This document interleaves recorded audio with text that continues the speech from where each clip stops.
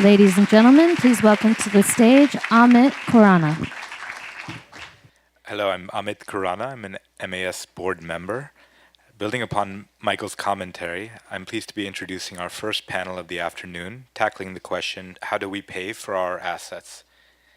It is the same story that we've all heard before. Cities are wrestling with how to close the gap between revenues and expenses in the face of shrinking municipal budgets. But have we found a solution?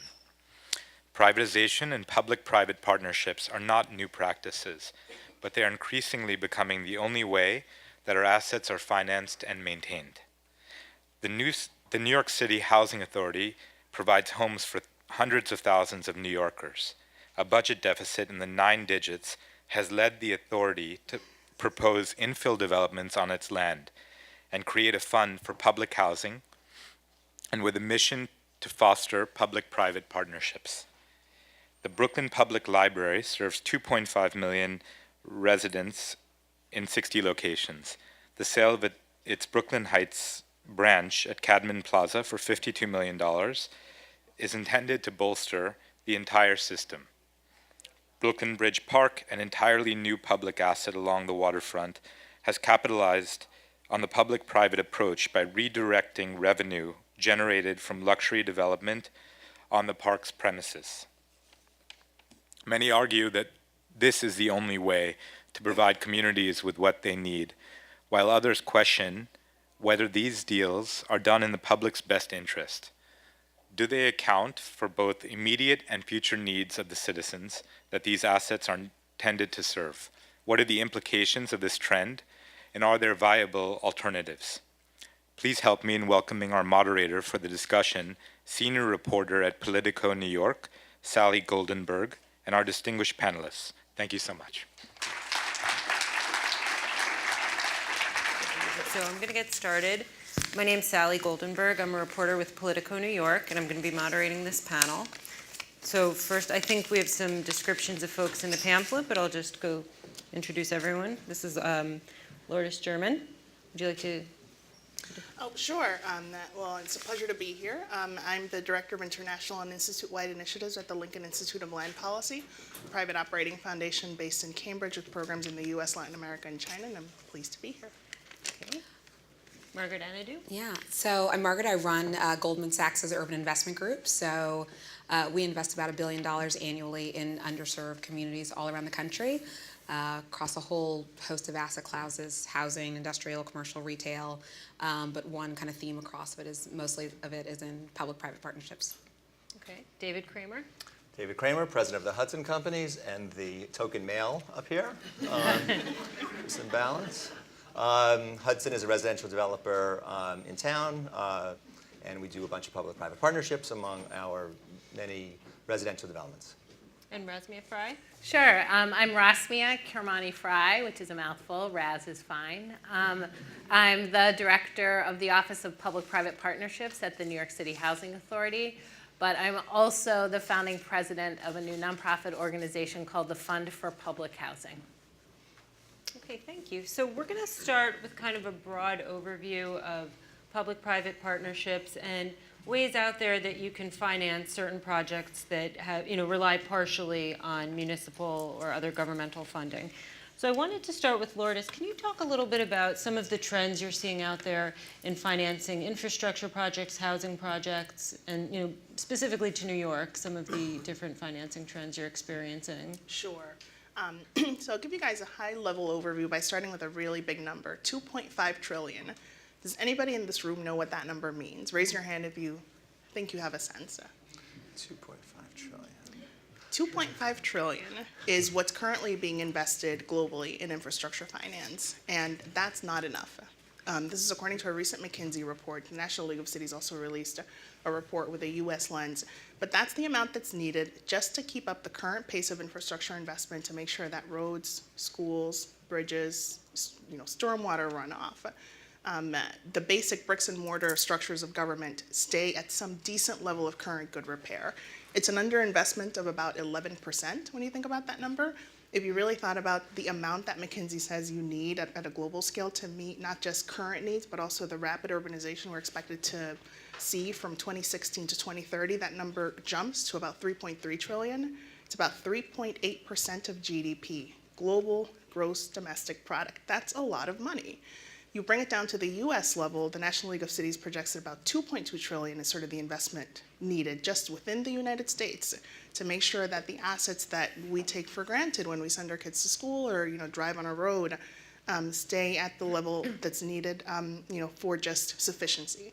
And that's not even taking into account kind of the full things that can happen in the life cycle of an asset that could occasion repair due to externalities like climate or other related events that can happen that are unforeseen when you do your best to think about, long-term costs and asset maintenance and capital accounting and do all the things right as a community to plan for the future. So where is that money going to come from? I can tell you a little bit about where it's coming from now, and I'm sure the experts on this panel will give you a real window into some of the specific examples in the public-private partnerships realm, but a lot of it globally and even in the US is coming by communities doing things like borrowing, pursuing at times unsustainable paths to mortgage their future to raise capital now.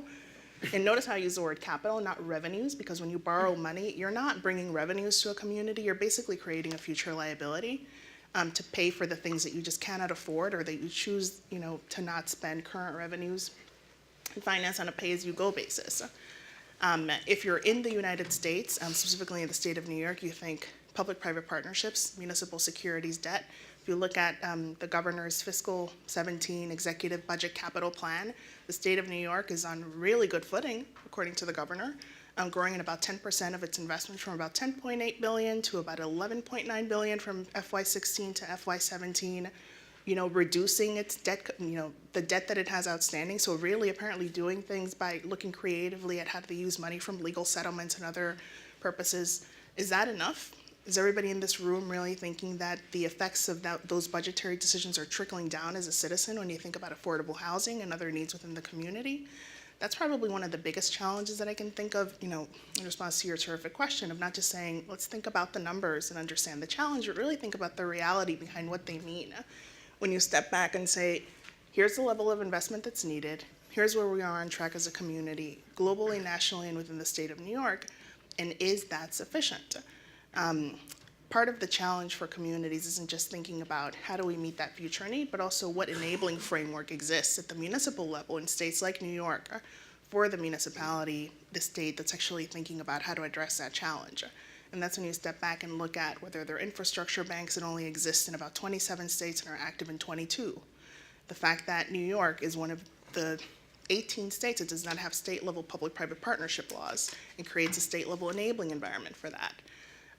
So those are a bit of how I see national trends and challenges emerging that hopefully we can talk more about in this panel.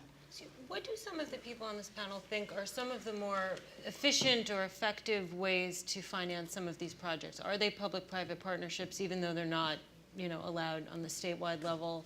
Are there other things out there that other states are doing that New York could be doing for some of these really massive infrastructure and housing needs that New York is facing? Yeah. I think one probably easy example is just housing. So as I think about infrastructure, and we probably think about it a little bit, sometimes to the smaller scale of broader infrastructure, because it's obviously it's airports, it's roads, it's bridges, but it's also housing at school. It's like the social infrastructure of our neighborhoods. And so, tax abatements and, state and city disagreements notwithstanding, if you think sort of over the last 10 years in New York City, there's an incredibly sophisticated infrastructure around the development of affordable housing. There are state entities, city entities, for-profit developers like Hudson, private capital like ourselves at Goldman, and actually working alongside NYCHA and some of that development. It's actually worked really well. Sometimes the city is contributing tax abatements, the state as well.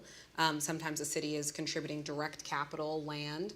And you have entities like Goldman, Citi, Wells, Chase, all of the big banks who are investing debt, equity, tax credits. And then you have, great companies like Hudson on the ground actually doing the development work, pulling it all together, getting the buildings built and managing it. So I think housing is one bright spot, and there's always going to be a debate about what's enough housing. And in New York, the answer is always going to be it's never enough. But in terms of the entities and the structure by which it happens and works together, I think it's a pretty strong example. What's funny, as Margaret was talking, I was thinking that just the very phrase public-private partnership, it could be one of these like goofy SNL debates, because depending upon the project, you can either like hold it up as like, you know, a fabulous example of leveraging investment to reach a public means, or you could say, Margaret's kind words about Hudson notwithstanding, you could say, big bad Hudson is taking advantage. And I find it was interesting when we're designated to build on the site of the Brooklyn Heights Public Library, which is, in my mind, a fabulous example of a public-private partnership. But people with steam coming out of their ears would say, like, how dare we sell public assets? And when I would say, well, you didn't seem so upset when we're selling city land all the time for affordable housing. I had those very conversations with elected officials. They would say, I have a lot of concerns about selling a public asset like the library. And I would say, well, do you have those concerns when the entire in-rem portfolio of New York City housing over the last 3 decades created the New York City Housing Partnership, which is one of the great improvements to neighborhoods all throughout the city. So really, depending upon how you see the project and what's happening in your neighborhood, you really can hold it up as a model or really, kick it. Yeah. And maybe just adding to that, just very quickly, when you were talking about Brooklyn Public Library, I thought a lot about, Brooklyn Bridge Park. So I sit on the honor to sit on the board of Brooklyn Bridge Park, and there's been a ton, and I think that's a excellent example of public-private partnership. There's been, a ton of public capital that has gone into developing this park, which is beautiful. It's enormous. I think it's just a great city asset in terms of the diversity that you see there from a racial perspective, socioeconomic perspective, and all free of charge. And that was only able to happen because of private housing development in the park. And I think there's still controversy around it. And how could we possibly build housing in the park? And the very simple answer is, well, to sustain the park so that you can have a park at all. And so, those debates will continue. See, she disagrees strongly, and I respectfully disagree with you. Happy to discuss it. And so will always. I think we do have a, if I'm not mistaken, we do have a question-answer period with the audience at the. She was the one who introduced me to the audience. Oh, okay. I was shaking my head. Okay. She opened the No, No, respectfully. fair enough. I do. And I just think to David's point, some of these things will not be. They're not straightforward. Everyone doesn't agree, and I think that's part of the tension in public-private partnerships. Can I just add something, if that's Yeah, okay? absolutely. So David may be the only man on the panel. I think I'm the only non-finance person on the panel. And I just want to say that it's really important, and I love when public housing is included on panels about public assets, because I think overwhelmingly people in general really value and understand and feel connected to assets and systems with the word public in front of them. Public education, public library, public parks. New Yorkers feel connected to those systems with the word public in front of them. I do not think in the same way do New Yorkers feel connected to or understand the value of public housing. And I think it's incredibly important that public housing is in the conversation about public assets, because it is not invested in the same way and felt connected to in the same way as other public systems, and it is high time. So NYCHA has a this is the hard math that I can do. Very proud of myself. NYCHA has a $17.1 billion capital budget gap. Okay? And NYCHA is huge.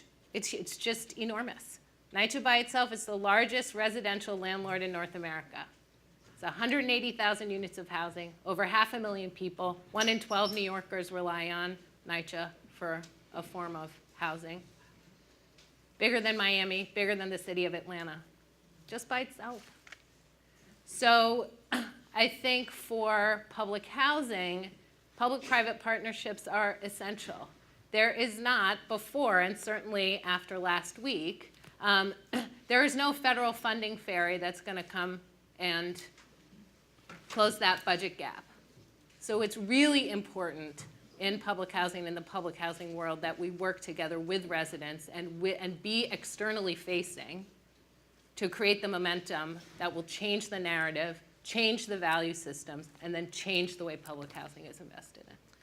I do have a follow-up question, but I think Lourdes just wanted to add Oh, something. yes, I mean, they did a wonderful job covering sort of the waterfront on this, but I want to underscore, I think in one of the earlier panels, you also talked about land-based financing tools. I want to make sure that we also highlight the importance and the nexus of inclusionary housing as part of a value capture strategy, as part of what could also be used to answer that question.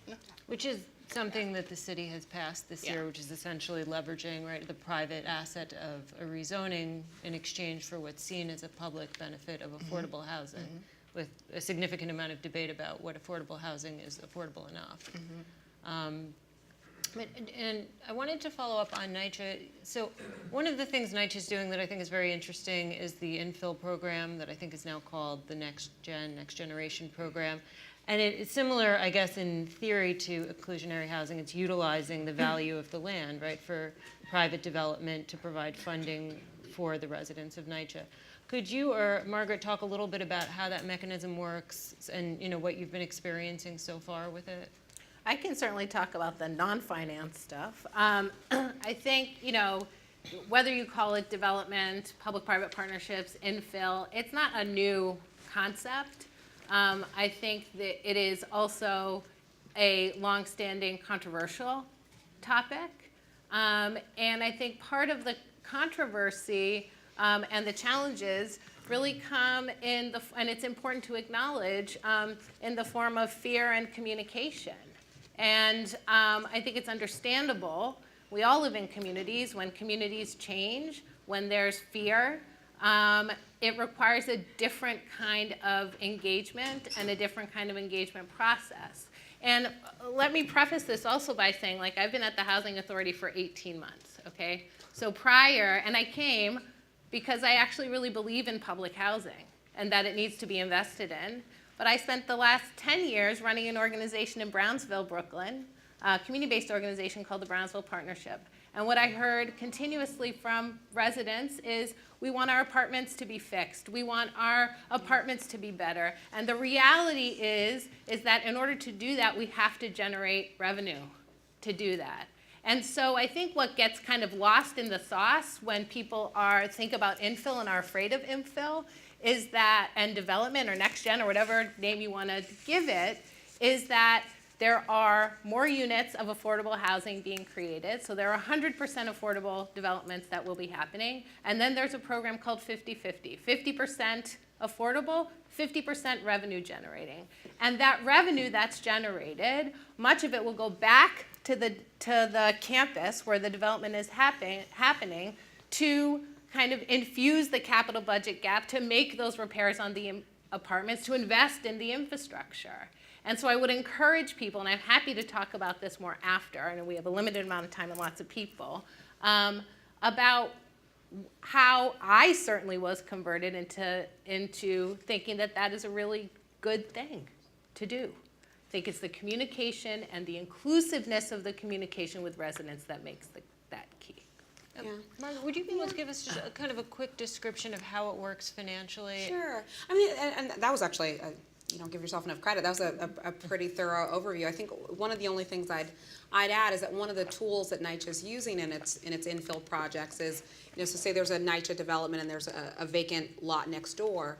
While they're partnering with for-profit entities to produce mixed income housing, affordable housing on those sites, they're doing it through ground leases, where long-term, you know, the city and NYCHA are maintaining ownership of that land. And, you know, so they will be able to capture that value as it increases over time and not turn over that ownership to a for-profit entity, you know, in perpetuity. So there's also, you know, there's obviously sharing, as Raz was saying, in terms of the revenue that comes in and actually using those funds to enhance and rehabilitate some of the NYCHA properties, but also sharing in that value accretion over time. So from a financing perspective, it's really just about the land, and so NYCHA, you know, and they're doing it all through RFPs, so making sure that these are competitive. You know, no one is working on these partnerships below value. Everyone's, you know, competing and fighting to get the opportunity to do it. And then those for-profit entities or not-for-profit entities enter into these ground leases with NYCHA in exchange for a very specific amount of affordable housing in the development, and then they develop the ultimate affordable housing or mixed income projects through a mix of sources, some city capital, state capital, and then capital from the private sector as well. Are there other places within New York or other types of projects besides housing where you think public-private partnerships or things of that nature aren't being utilized enough? Whether it's, obviously the governor has some major infrastructure projects he's undertaking. There's some other, bridge and road projects that are on the horizon. And there's always a lot of talk about, government's not planning well enough into the future. Are there any other good examples, anyone? Well, really it's about FAR. For the most part. I mean, I think what government agencies have been trying to do over the last 20 or 30 years is to try and be a little more smart / entrepreneurial / innovative when it comes to if they're sitting on value. And so if you look at the Brooklyn Public Library or NYCHA, if you're sitting on FAR, if this were a privately held asset, there'd be no question that they would try and maximize the value. Now, when it becomes, the public sector becomes a little more complicated because, there's a reason that constituents would want you to do nothing, that even if you can maximize your FAR, that doesn't mean necessarily that you should. And sometimes, whether it's NYCHA or the library or a school, because DOE does this as well through one of their entities. It's a chance for them to create value, out of nothing, whether it's selling air rights or building infill. And then it becomes a balancing act, which is the value of a new building versus the shadows from new buildings versus bringing in a different demographic of tenancy. From the Bloomberg to the de Blasio administration, the infill program changed from an 80-20 to a 50-50. So that does two things. On the plus side, it means there's more affordable housing. And on the minus side, it means that it's not generating as much value. So what basically happened is as this process sort of went through a public prism, it changed a little bit. It changed from let's reduce this $18 billion gap to let's create more affordable housing. But I've been seeing this from multiple public agencies, not just housing, which is looking at the FAR of the sites that the city owns and seeing if there's value there, and then having a conversation about whether it's worth pursuing it. Yeah, I would say, and just to speak about New York City, I mean, there are great examples of public-private partnerships going on all around us. I mean, I think there's a theme of them taking far longer than any of us would have liked, but the state, recently announced the redesignation of, Related and Vornado on the post office building and Farley and Penn Station. That's an interesting public-private partnership because what the public sector will get is an entirely new, Amtrak hall and station, and then, those entities will take the risk on the retail and some of the commercial. They'll take the construction risks. Like I don't know if people saw the press the other day about the $200 million of overruns on the Brooklyn Bridge, not just in the history of the infrastructure project, but just in the last year. And so to think about, the public sector sort of eating a $200 million overrun, you think about a complicated project like Penn Station and Farley, and it's nice to know that if there are construction overruns there, those will be borne by, the private sector and not the public sector. So it's all about sharing and risk.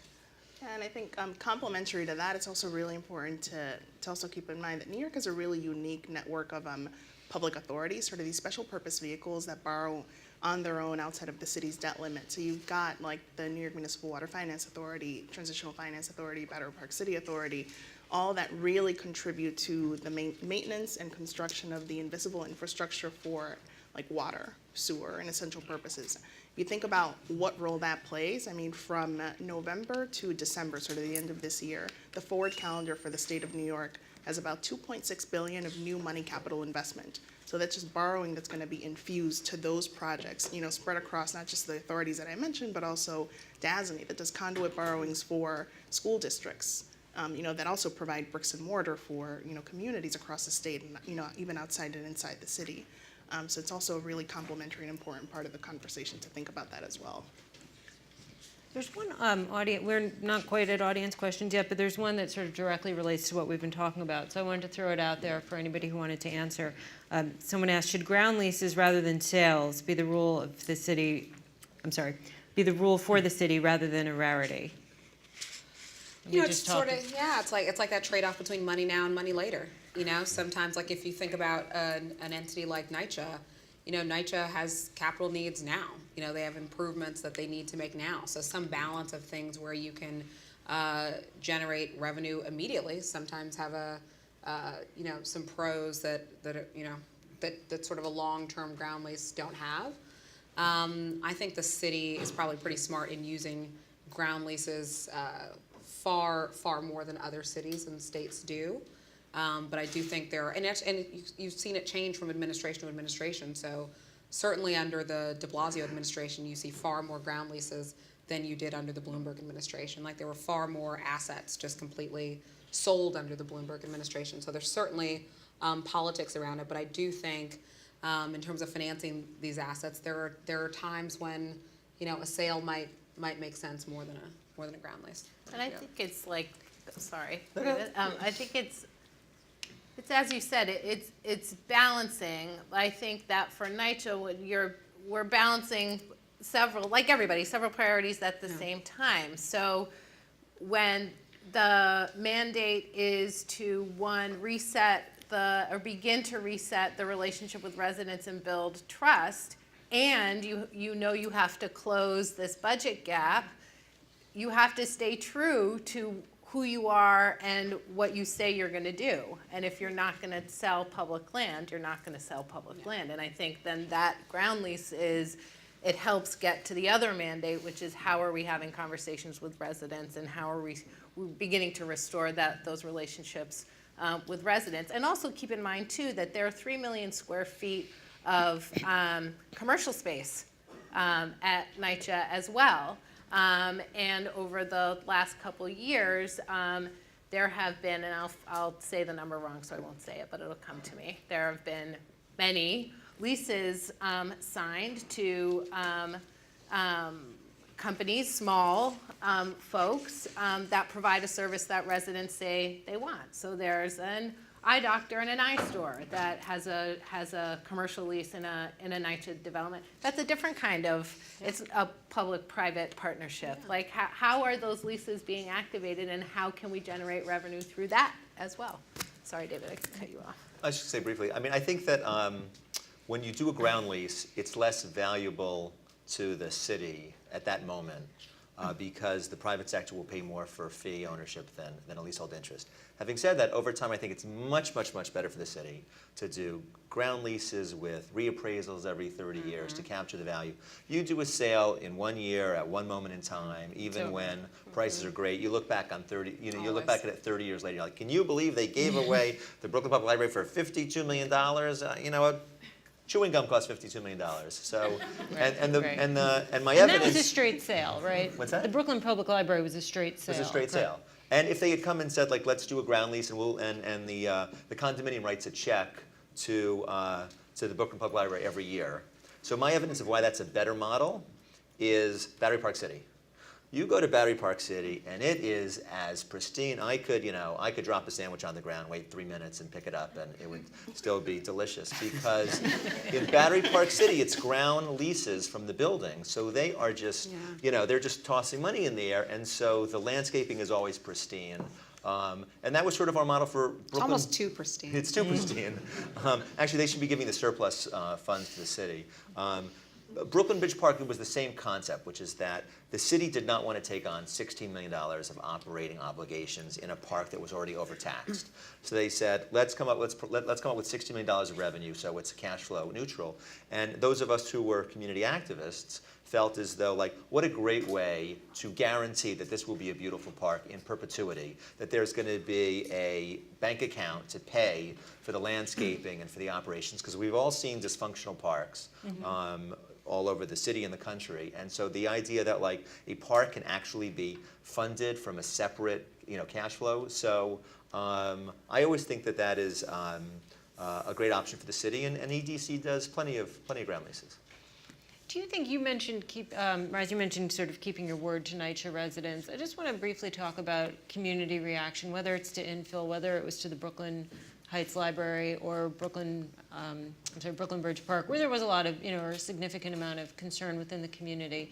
Does it make a difference to residents whether it's a ground lease or a sale, or is there just sort of a general sense of like, you know, my place is changing and it's not going to help me in the future? I think it makes a difference that residents are heard and included in the conversation. So whether or not, and so yes, but I think, and this may be controversial, but that's okay, that, you know, often often the institutions themselves are not the credible messengers. If there's tension in a history, that's challenging. And you have to constantly be self-reflective on how I think you're engaging residents and having that conversation, and recognize when perhaps you are not the right entity to have the initial conversation. People want, and everybody think of themselves no matter where you live. You want your sink to work. You want your walls to be strong. You want your place to be safe. You want your place to be clean. And both NYCHA and residents want that same thing, and there is tension there. And so often it's important to think about who is initiating the conversation, and is it truly a two-way conversation and not a one-way conversation. So something that NYCHA is doing differently, and then I will stop, is really engaging with trusted community-based organizations on the ground in neighborhoods where the change is happening. So with FAC, with Fury, with goals, we'll go to Lower East Side. How are we really being reflective about how NYCHA has done resident engagement in the past, and how can we do it differently so that the end goal, which I believe is the same for both the institution and the residents who call NYCHA home, which is to have safe, clean, connected housing that is preserved, how can we have the conversation and the engagement that will get us there? Yeah. It's not easy, and nor should it be, but you got to do it. Did you want? I would say in a lot of these conversations, it's not every single one, but I do think the nuance of sales versus ground lease is probably lost. Yeah, that's it's not a topic that I've ever seen really raised and discussed in detail. But, you know, I've been in conversations where, you know, community people are furious at the people who work at libraries, the people who work at parks. You know, they think that the librarians are shills for the real estate community, the park advocates are shills for the real estate community. You know, I sort of watch and think like, oh, this is all Watergate's fault. This all started in Watergate, where of course, you know, you couldn't trust public agencies, because how did it get to the point where like you don't trust what the librarians are saying? And it's partially because by the time you're debating the actual issue, you've sort of lost track of what is really the fundamental question. So in the case of let's use Brooklyn Bridge Park as an example. Can the city parks department afford $16 million of operating costs? Can the city budget afford another $16 million of operating costs? And we don't really educate the public about sort of that very threshold issue, because if we do, then it's just then the conversation sort of takes on a different tone. But you know, oftentimes, you know, one group is saying like, well, I think this building should be 23 stories tall, and the other group is saying like, why are we having any buildings at all? This is a park. Why isn't it paid for the way the city pays for Cobble Hill Park? And so, oftentimes in these sort of messy, controversial public-private partnerships, there's not a lot of emphasis on can the city pay $60 million for the park, and if not, why not? Why doesn't the city just write a check to fix the Brooklyn Heights branch of the library, and you know, we'll all move on? And there's not a lot of emphasis on those sort of very serious municipal budget issues. Or trust to even have the conversation, to Raz's point. I'll add one other point on this. So taking it to a macro level, one other consideration that impacts how you think about the sale versus ground lease is the importance of sort of those revenues to other purposes. So in 4 states across America, I don't believe New York is one of them, we have what are called state permanent funds. That's basically a vehicle that relies heavily on the sale of land. So there's a real disposition towards that avenue versus, you know, perhaps other mechanisms like ground leases. That money is used to provide a structure of bankability. So when you're a small municipality and you don't, you're thinking beyond housing and you're saying, how are we going to build the school for the folks to send their kids to school? And how are you going to keep, the roads safe around when you bring in new development and you have increased population? Often communities have to, the first course in the United States is the capital markets, where they have an efficient market to borrow on a tax-exempt basis. Not every community is on strong fiscal health. It has a credit story that's believable enough to garner really favorable rates for a long-term liability they're about to enter into. So often the assets from the sale of land in the 4 states that have this mechanism serve as a credit enhancement vehicle. So that's another dimension of how that could enter into that conversation and is a little bit relevant. In New York, you have a number of other avenues that, even just kind of the market receptivity to the city of New York that are really favorable, but it's another dimension to think about at a macro level to that question. I'm going to read one audience question that I think probably, anybody could answer. It's sort of about libraries, so it speaks to some of what David's been saying. Please speak to the downside of combining affordable housing with branch libraries. What is lost when a library no longer has an urban presence or identity? And it seems, particular to... That's sort of 2 separate questions. It is usually, yes. The first question is... The benefit of combining affordable housing with a public library. With a public library? Well, that, to me... Or the downside. That's the Sunset Park project that the Brooklyn Public Library is doing, where they're renovating, they're actually doing a new project where there has been a branch, which will have a new branch library, and above it, affordable housing that's being built by the Fifth Avenue Committee. And to me, that's a wonderful model for the city is getting a new library. And actually, what's paying for the new library is the Brooklyn Heights sale. The Brooklyn Heights sale of $52 million is being spent on 8 libraries throughout Brooklyn, I think at least 8, including Sunset Park. And so the fact that the city is getting, that the Sunset Park is getting a new library and new affordable housing is terrific. I don't see any downside to that. See it. I mean, the question was posed as a downside. Does anyone see a deficit to that And then type the second part of the question arrangement? had to do with urbanism? Oh, what is lost when a library no longer has an urban presence or identity? I'm not sure what I guess that the means. presumption being, I would assume the presumption being that when you combine the library with the housing, it's no longer just, the neighborhood library. Oh, no, it's not a set of... It's a Oh, condo that's within a interesting. large, I'm interpreting. I think but it's an interesting question in New York where, because it's just a broader question about mixed use. So like the idea of, and I'm a huge pro-density person, and that's certainly a view, and not everyone agrees, but I think just given the population that we have, the population that's coming, the sort of substandard kind of state of the affordable housing that we currently have, I do think there's a view that to get to the housing we need to use every square inch that we can find and be creative about it. So the idea that you can sort of do that and also preserve, self kind of contained single assets, I think is probably just a place that New York as a whole has moved beyond. We sort of, if you think about the grand projects of the last Time Warner Center, like it just feels like everything is about mixed use these days. So I personally don't think there's a loss to having a library that's incorporated into a broader development. But I think that people who are generally skeptics of density might take that view. Does anyone have any? There's another audience question. Is anyone on the panel a critic of public-private funding? Of private funding of public spaces? We've talked a lot about, obviously, the benefits of it. Does anyone have any concerns about it or see a downside to it? Yeah, there are definitely downsides. I would be the first to say that. I think there's some things that you can't. That there's a risk in public-private partnerships, and you're asking. I think the public sector has the ability to fund what it wants, when it wants, how it wants to. So, for example, do I think that the private sector should finance fire stations or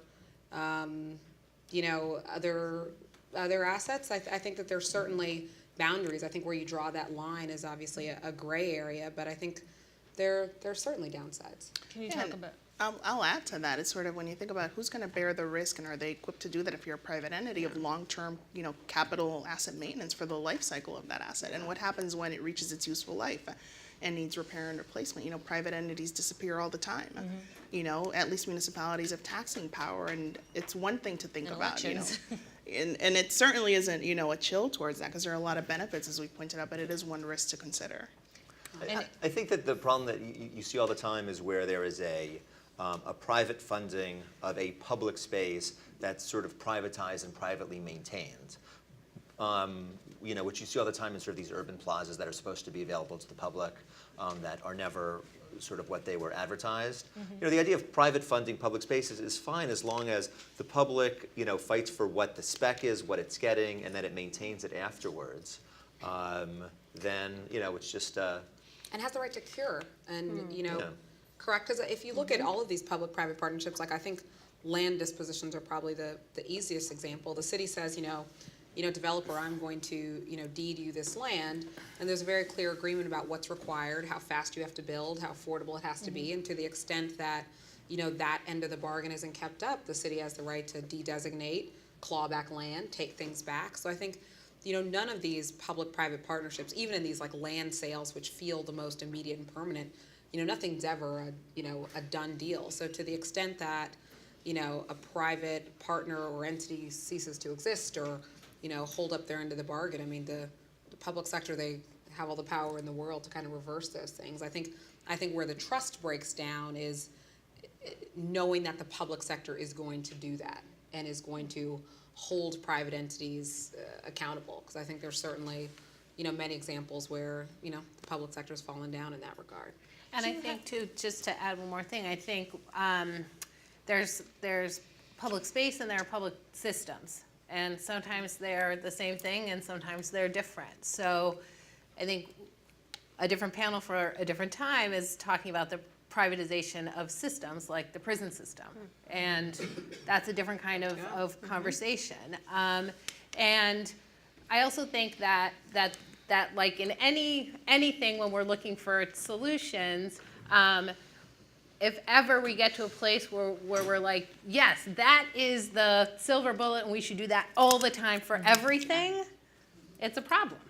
We've stopped being creative, we've stopped being innovative, we've stopped creating new relationships, and things are iterative, things are complicated, and there are situations and relationships that work now, they don't work down the road, and you have to renegotiate them. There are ones that you rush into and they're too quick, so I think perspective is important. Are there concerns, just to follow up on that person's question, are there concerns in NYCHA with, you know, essentially privatizing the very valuable public asset that NYCHA has, which is land? Or are there, you know, concerns that would hold any of these deals back? Because I imagine once someone starts building, it is, you know, it's hard to end that. Well, I go back to the ground lease conversation too, and I think there are some myths that need to be busted, which is that NYCHA is not selling its land. I think that NYCHA is constantly with partners, with other thought partners, because we can't think of everything ourselves, nor should we, that we're constantly thinking about how do we generate revenue. Mm-hmm.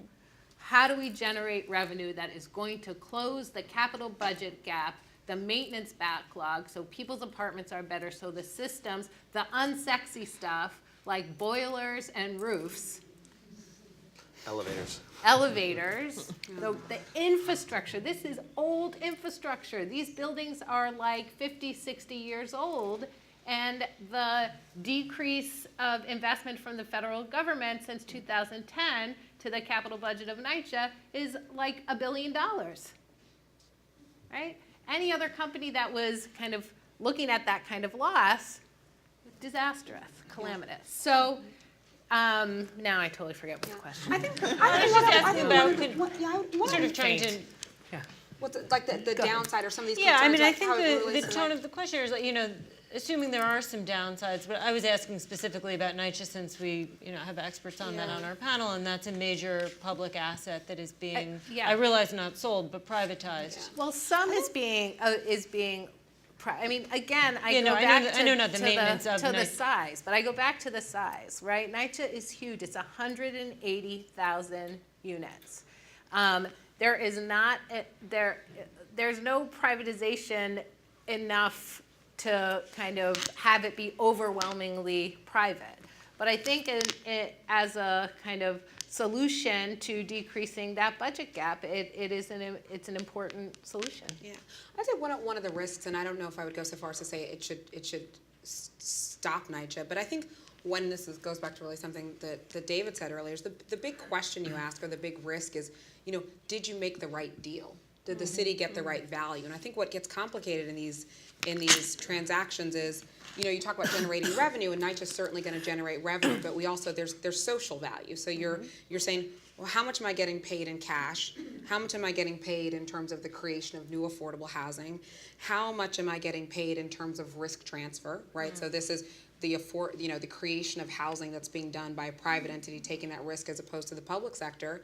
And value is always, in the eye of the beholder. And design, and design, and so value. there are a lot of things that are being valued by the city, and so it's very easy, especially 30 years later, for someone to turn around and say, okay, fine, NYCHA, we get it. You needed to generate revenue, but you didn't generate enough revenue, or you didn't generate enough affordable housing. And I think, unfortunately, when you make a deal, you make a deal. And I think, one of the things that NYCHA's done that's incredibly smart in this is it's all RFPs, highly competitive. And they're also doing it at a time where, New York City real estate values are at an all-time high. So they're getting, the benefit of that. And so, I think there will be criticism and continue to be criticism. But I think that also just goes back to the subjectivity of it. And I don't think anyone could say, this is the exact value that they should be getting, because we value affordable housing differently. We value cash differently in some ways. We talk about ground leases, cash now, cash later. So these things are complicated. And I think it's about also taking advantage of all of the options that are out there. So it's not only kind of private development, but what are the federal programs that are out there that NYCHA can take advantage of? And so one of them is RAD, right? The Rental Assistance Demonstration Project, converting public housing into Section 8, which San Francisco has done for their entire portfolio. And what that does is funds the capital repair of each unit. And New York is unique, as it always is, in that there's a federal cap on RAD into how many units can be converted. And we're giant times a million of what that cap is. So again, that goes back to, I think, the original question about public-private partnerships or all partnerships, which is, yes, that's with private developers, but NYCHA partners with HPD, EDC, HUD, all manner of partners to try to preserve and invest in public housing. Another question I was from the same questioner, how do we prevent corruption of the process? And that's the process being privatization of public spaces.